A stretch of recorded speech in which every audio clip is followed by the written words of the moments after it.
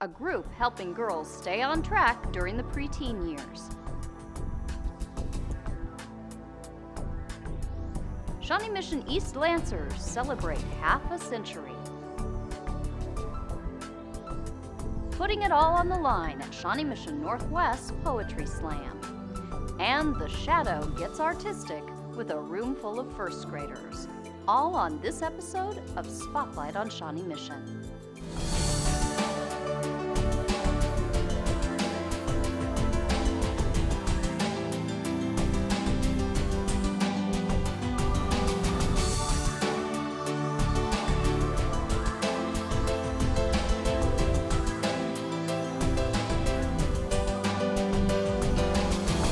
Welcome to Spotlight on Shawnee Mission. I'm your host, Leanne Neal. Lots of people join running clubs to help them train and stay motivated. An after-school club at Santa Fe Trail Elementary School is offering that and more to preteen girls. Girls on the Run is so much fun! Woo! All right, let's go! You're looking at a club appropriately called Girls on the Run. Twice a week, 15 girls have been meeting at Santa Fe Trail to train. But Coach Mary Ann O'Brien says it's much more than that. A program that prepares girls to run a 5K. They're girls from 8 to 12 years old. But in addition to that, there's curriculum that teaches them to deal with peer pressure and have a healthy body image and how to make healthy choices. They deal with how to make promises, how to keep their promises, and they learn to form a team. Do you guys think that this activity shows the power of giving? How one person now has affected 1, 2, 3, 4, 5, 6, 7 people indirectly? Yes. It's pretty cool, huh? Yes. Can you alone, do you think you alone could affect an entire community? Yes. Does this show you how? Yes. Okay, how do you think that is? Because one person can affect everybody by just what they do. By just what they do, that's absolutely right. Coaches lead the girls through a 12-week course designed to get them fit, both physically and mentally.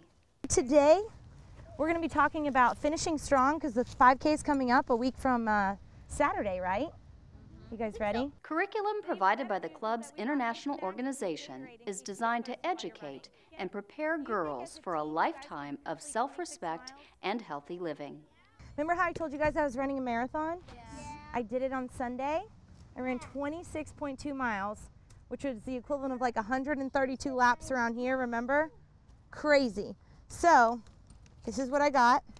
I got a big medal. Their work culminates with participation in the Wonder Girl 5K Run and Walk, a community-wide event to celebrate Girls on the Run. When they started the program, most of the girls didn't think they'd ever complete a 5K. Now, not only do they feel prepared, they're looking forward to the challenge. We get to come together and be as a team, and with all the rest of the girls that are in this area that are in Girls on the Run, we get to come together and we get to run together and show how proud we are of how much we've done. I think that's the neatest thing, is seeing how much more confident they get just in their running abilities over the course of 12 weeks. But completing the 5K is only one facet of this special program. We've really gotten to know each of the girls individually and some of the things that they're dealing with, so it's been a really good program. I've made a lot of friends that people I didn't even know went to the school. We're happy to report that the girls successfully completed their 5K on November 15th. Many say they'll continue to run. In fact, one is already set to run a 5K with her grandfather later this year. Most Shawnee Mission students were too young to cast an official ballot in November, but that didn't keep them from getting involved in the political process. All candidates promise to bring change. Our goal is for our voices to be heard. To serve, honor our country, and to fight. Together we can make our future so bright. Oh, girls just want to have rights. Suffragettes kicked off a political forum called Issues 2008 at Indian Hills Middle School. The forum gave 8th graders a chance to portray political candidates they had researched in a debate-style format. Thank you, Bob, and the Indian Hills Debate Commission for welcoming me here to really talk to the American people about issues that I know we all care about. Senator Biden and I have a plan that will slowly but surely get the economy back up to standards and hopefully back better than it's ever been. During my 35 years in the Senate, I've worked as chairman of the Judiciary Committee and traveled extensively as the chairman of the Foreign Relations Committee. I personally brought Republicans, Democrats, and Independents together to work to change the status quo in Alaska. And you betcha I can do it in Washington, D.C. It was a noisy scene outside Indian Hills on Election Day. Students lined the streets, working to get out the vote. Their handmade signs urged voters to get to the polls and cast a ballot. At Rising Star Elementary, these first graders participated in a district-wide mock election. We're not old enough to vote in the real thing. Designed to be as realistic as possible, it gave nearly 20,000 district students an opportunity to experience the voting process for themselves. First we go over there and write our names, and then we go to the computer and we choose Democrat or Republican, and then we press vote, and then we go over there and get a sticker, and then we're done. We wrote our names and we showed our cards, and we voted who we wanted to. Students in all of the district's secondary schools and 33 elementary schools took part in the mock election.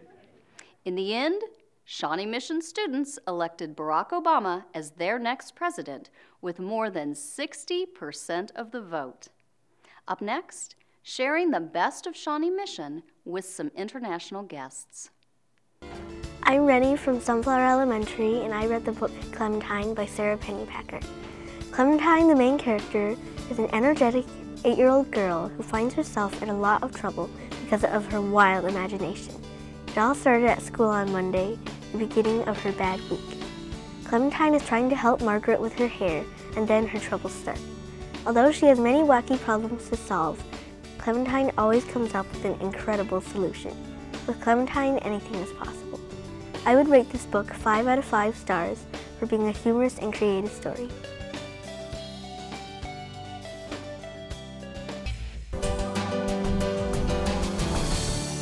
Welcome back. Lancer Day is tradition at Shawnee Mission East, but this year the celebration was even sweeter because it marked 50 years of Lancer pride. Current students, staff, and district administrators joined with Shawnee Mission East alumni and teachers from the past 50 years for the traditional Lancer Day Parade, an event started by the class of 1971. When Alice and I were Pep Club officers and I was the president in 1970-71, we decided to have this Pep Club Lancer Day Parade. So we have pictures of the original. It was nothing like this, let me tell you. This year's parade featured nearly 60 entries, including floats themed for each decade. Crowds lined the streets, cheering as the parade traveled down Mission Road to the Prairie Village shops, where Lancers packed into the courtyard to hear the mayor make it official. We hereby decree that the city of Prairie Village, Kansas will be changed to Lancer Village. Yeah! After the rally, many alumni headed back to the school library for a chance to catch up with friends, enjoy a little cake, and see how things had changed. What's your name? I'm an N. I'm an N. I'm looking. I am an N. Right there. No, that was nice. No, seriously, this is very cool. Shawnee Mission leaders, board members, students, and teachers recently had an opportunity to show what makes our district special to a delegation from Ukraine. The group from Prairie Village's sister city, Dolina, had an opportunity to tour Prairie Elementary with Principal Tom Tracy. There, they were able to see how teachers utilize technology like student response systems and smart boards to enhance learning. At Broadmoor Technical Center, the delegation toured the professional-grade kitchen used by culinary arts students and learned about the district's other expanded learning opportunities, such as filmmaking, computer networking, and fashion design. At Shawnee Mission East, members of the school's volunteer organization, SHARE, first served as tour guides, showing their guests the varied kinds of classes that our high schools offer. When it came to science, the students got a surprise as one of the Ukrainian guests who was taught physics jumped in to solve a problem. There's an international system of science where of all the indexes or all the numbers that you can translate and make them universal for the whole world. And using the system, I was trying to explain something to American students, and I do hope that they understood at least something. The laws of nature are the same either in the United States or in Ukraine. And then, yeah, So A for him. Thank you. Later, Shawnee Missionese students served as panelists as they answered questions about the life of a high school student in Shawnee Mission. Ukrainian educator Alla Shevchenko noted that although there were differences in our educational systems, there was also a constant. Obviously, one thing which is similar for us, that's our kids, our children. They're all open, they're sincere, they want to study, they want to learn, and they have great perspectives. What a great learning opportunity, not only for the international guests, but for us as well. The Ukrainians also had a chance to see Belinder Elementary, Indian Hills and Mission Valley Middle Schools, and dined with Board of Education members at the Broadmoor Bistro. Stay tuned. When we return, some high school poets compete to be the Shawnee Mission Northwest Slampion. I'm Rennie from Sunflower Elementary, and I read the book Clementine by Sarah Pennypacker. Clementine, the main character, is an energetic 8-year-old girl who finds herself in a lot of trouble because of her wild imagination. It all started at school on Monday, the beginning of her bad week. Clementine is trying to help Margaret with her hair, and then her troubles start. Although she has many wacky problems to solve, Clementine always comes up with an incredible solution. With Clementine, anything is possible. I would rate this book 5 out of 5 stars for being a humorous and creative story. Hi, my name's Brandon from Blue Jacket Flint. I read Free Baseball by Sue Corbett. It's about a boy named Felix that is 12 years old. He loves baseball. He escaped from Cuba to come to the United States. He won tickets to a baseball game, and after the game was over, he snuck onto the other team's bus. The team thinks he's the new bat boy, so he plays along. To find out what happens to Felix, read the book. I thought it was an outstanding book. I give it 5 stars.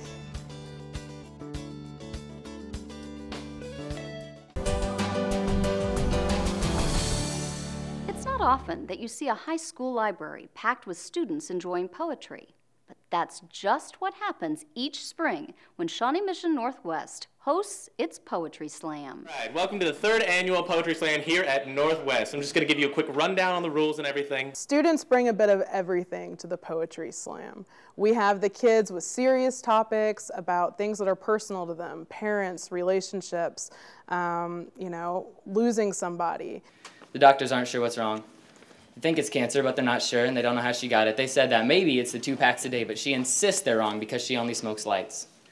So I get to thinking about what life would be like if she wasn't here, and how I'd probably blow all my money on pears and spend the next 10 years eating them in my room, and then I'd sneak out of my house just so that I could feel like a rebel. But no one would be there to hear me even when I did get caught. She always told me how she had eyes in the back of her head, and she could see me even when I didn't move, and she could hear me when I didn't make a sound, but it would all be different when she was gone.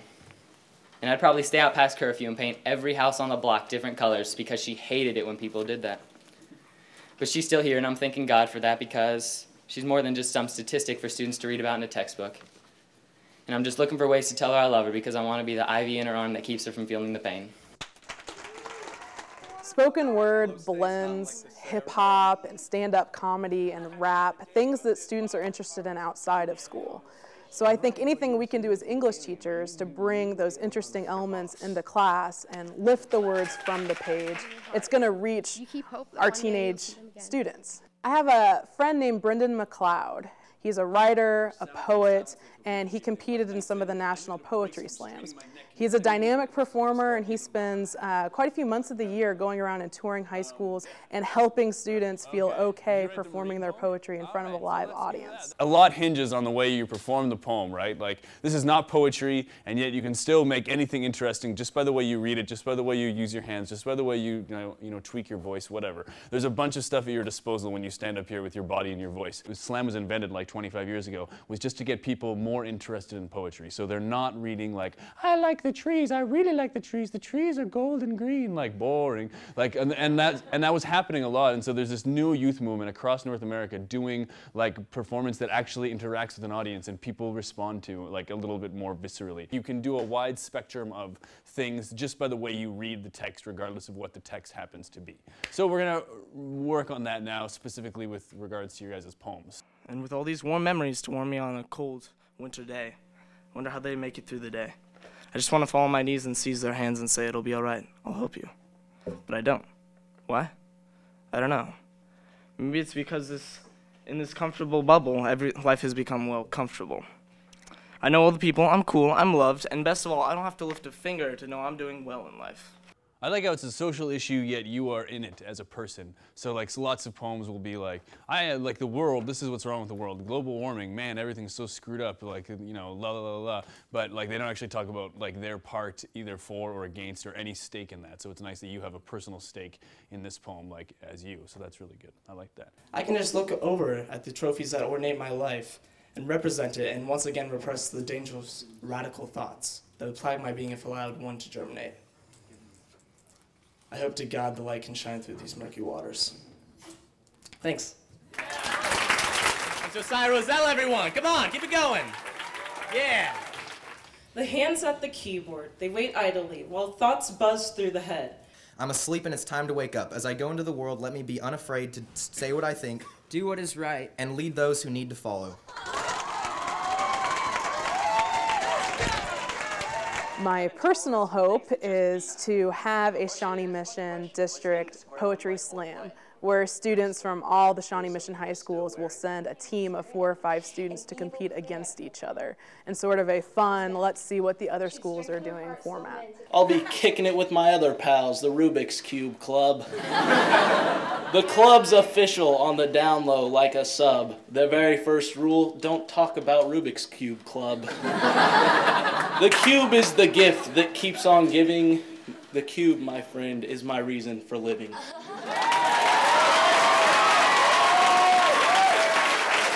The 5th annual Shawnee Mission Northwest Poetry Slam hits the stage in April. Up next, we shadow an elementary art teacher who's growing a room full of budding artists. Hi, my name is Morgan. I'm Karina. And I'm Samantha. And we're from Rushton Elementary. We read Archer's Quest by Linda Sue Park. The main character's name is Kevin, and he is in 6th grade. When the book begins, he is in his room trying to come up with something for a social studies paper, when all of a sudden, an arrow pins his hat to the wall. Startled, Kevin looks around the room and spots an Asian man with long black hair wearing a white robe. After the initial shock, they begin talking, and Kevin realizes after researching that this strange man is Chumung, the king of an ancient Korean civilization. He also happens to be an amazing archer, so Kevin ends up calling his new friend Archie. Archie is obviously lost in the future with no idea how he got there or how he'll get back to his own time and place. Do you like time travel? Are you fascinated by history? Do you love adventure? Then this is the book for you. We rate this book 4 out of 5 stars. Read it!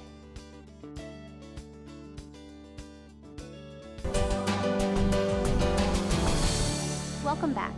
As easily as Heather Layton turns a lump of clay into a daffodil, she's shaping Crestview Elementary students into artists, proving that there's definitely an art to teaching art. So this is what we're going to make. When you're all done, it'll look like this. I've done that, but except we were making marbles. Yeah, very cool. All right, so if you'll go back to your seat, we'll pass out clay, and we'll go step by step. Where's your mat?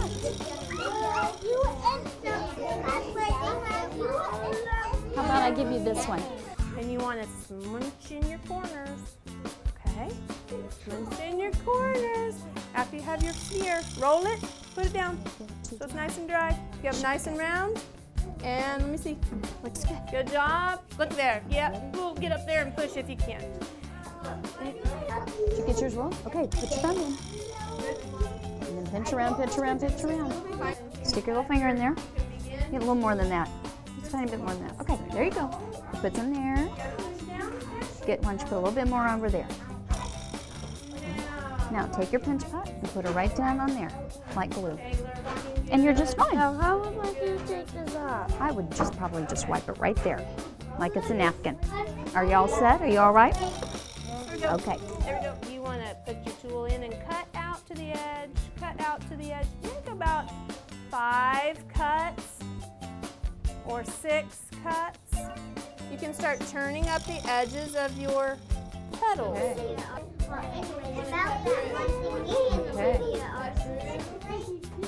I'm not sure mine's turning out like it's supposed to. Mine may not look quite like Miss Layton's. Yours is? Well, I'm glad to hear that. And then you pick that up. I just softly pinched around the top of the center, just to give it a little edge on it. You could do that if you like. Oh, I like what you're doing there to add the finishing touches on it. It's very pretty. Who else is finished? All right. Oops, I think I need one more petal. After I finished my flower and the students went back to their classroom, Mrs. Layton showed me some other art projects. I'm looking now at the things that are up on the wall going, wow, we've done a lot this year. And it's, I'm impressed. I love those kindergarten paintings, if you want to. This is kindergarten, so we were working on color mixing and painting, and then they added oil pastel to cover all their white spaces.